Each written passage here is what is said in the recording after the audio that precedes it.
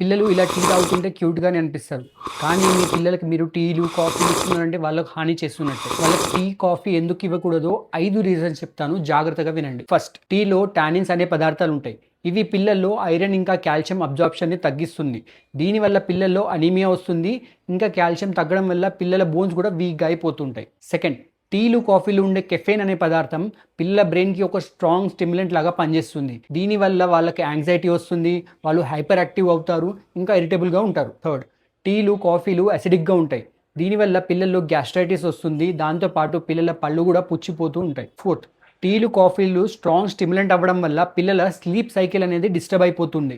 దీనివల్ల వీళ్ళ గ్రోత్ కూడా తగ్గిపోతుంది. ఎందుకంటే పిల్లల్లో గ్రోత్ నార్మల్‌గా ఉండాలంటే స్లీప్ అనేది చాలా important. Fifth most important reason, చాలామంది పేరెంట్స్ అంటూ ఉంటారు మా పిల్లలు అసలు ఏం తినడం లేదని. ఈ టీలు, కాఫీలు కూడా పిల్లల్లో ఆకలిని తగ్గిచ్చేస్తాయి. అందుకే 5 ఏళ్ల లోపు పిల్లలకి టీలు, కాఫీలు అస్సలు ఇవ్వకండి. పిల్లలకు ఎనర్జీ కావాలంటే సరైన నిద్ర, పోషకాహారం, బయట ఆడుకోవడం ఇవి కావాలి. ఈ రీల్‌ని ప్రతి పేరెంట్‌కి షేర్ చేయండి. మరిన్ని టిప్స్ కోసం ఫాలో అవ్వండి.